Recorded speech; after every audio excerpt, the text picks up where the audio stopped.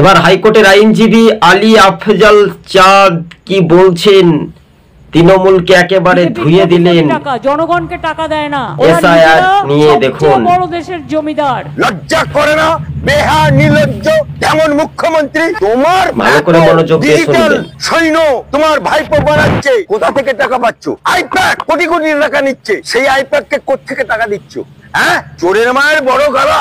আজকে ভারতবর্ষ যখন ভাগ হয়েছিল, এই ভারতবর্ষের বুক থেকে যখন পাকিস্তান জিন্না নিয়ে চলে গেল, যখন মুসলিম লীগ পাকিস্তান নিয়ে চলে গেল মুসলিম দেশ, তখন আমরা যারা যাইনি, এই ভারত মাতাকে ছেড়ে যায়নি, এই ভারতবর্ষের বাপ দাদা 14 পুরুষের কবর ছেড়ে যায়নি, এই ভারতবর্ষের এই মাটিতে চুম্বন করি, 5 বার নামাজ পড়ি, সেই মাটিতে আমরা কুলসিত হতে দেবো না। এই পশ্চিম বাংলা, এই ভারতবর্ষ কারোর অতিথিশালা না। এই ভারতবর্ষ, এই পশ্চিম বাংলা কারোর অতিথিশালা না।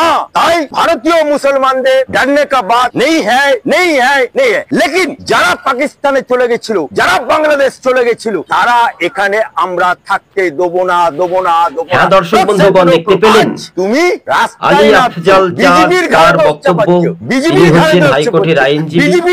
তিনি সবসময় শাসকের বিরুদ্ধে কথা বলেন এবং গর্জে ওঠেন, অর্থাৎ প্রতিবাদ প্রতিরোধ গড়ে তোলেন স্বাভাবিকভাবে।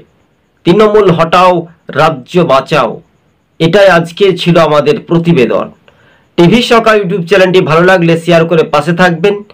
এসআইআর কেন হচ্ছে? তৃণমূলের একেবারে সোনা চানমণি দুধেল গাইরা ছাপ্পা ভোটে জয় হতো, আর সেই ছাপ্পা ভোট বা ভুয়ো ভোটার এবার কিন্তু ছাঁটাই করে বাদ যাচ্ছে।